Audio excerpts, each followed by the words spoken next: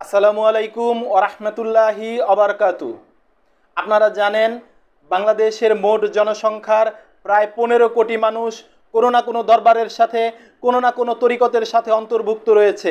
আজকে এটা ভুলে গেলে চলবে না, আমাদের সকলের অভিভাবক হচ্ছে পাক পাঞ্জাতন আহলে বায়েত।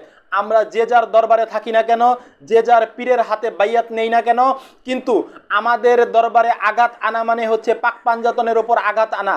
আমাদের দরবারে ভাঙচুর করা মানে হচ্ছে আহলে বায়াতের শানে বেয়াদবি করা।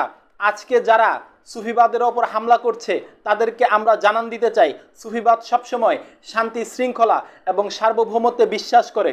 সুফিবাদ কারো ওপর নির্যাতন করেনি, কারো ধন সম্পদ লুটপাট করেনি, কারো ওপর কোনো জিহাদের নামে কোনো সন্ত্রাসী কার্যক্রম করেনি। সুফিবাদ সবসময় শান্তি প্রতিষ্ঠাতে বিশ্বাসী। সুফিবাদের যারা আছি পীর ফকির গাউস কুতুব দরবেশেরা তারা নিজেদের দরবারের মধ্যে ধ্যান সাধনা আধ্যাত্মিক চর্চার মাধ্যমে কালেমার দাওয়াত দেন এবং তরিকতের কাজ প্রচার করেন। তাহলে এই নিরীহ সুফিদের উপর কেন হামলা আসবে? কেন আমাদের মাজার ভাঙচুর করা হবে? কেন আমাদের মাজারে অগ্নিসংযোগ করা হবে, লুটপাট করা হবে? আজকে আমাদের 16 থেকে 17টা মাজারে ভাঙচুর হয়েছে, লুটপাট হয়েছে, অগ্নিসংযোগ হয়েছে। আমি বলতে চাই তারা মাজার ভাঙচুর করেনি, তারা চেষ্টা করছে আহলে বায়াতের নাম এই বাংলার জমিন থেকে মুছে দেওয়ার। তারা চেষ্টা করছে পাক পাঞ্জাতনের নাম বাংলার জমিন থেকে মুছে দেওয়ার। তারা চেষ্টা করছে সুফিবাদের নাম বাংলার জমিন থেকে মুছে দেওয়ার। কিন্তু তারা ভুলে গিয়েছে যে এটা শাহজালালের পূর্ণভূমি, এটা শাহজালালের পূর্ণভূমি, এটা শাহপরানের পূর্ণভূমি, এটা বাইজিদ বোস্তামির পূর্ণভূমি, এটা সোলেমান ল্যাংটার পূর্ণভূমি, এটা গাউস কুতুব অলি আউলিয়াগণের পূর্ণভূমি, বাউল ফকিরের পূর্ণভূমি। এই বাউল ফকিরদেরকে যদি আপনারা বাধ্য করেন তাহলে আপনারা কখনোই টিকতে পারবেন না বাংলার জমিনে। আজকে 15 কোটি বাউল ফকির, পীর মাশায়েখ, দরবেশরা, ভক্তবৃন্দরা যদি রাস্তায় নামে তাহলে আপনারা কন্ট্রোল করতে পারবেন না। আপনাদেরকে সাবধান করতে চাই।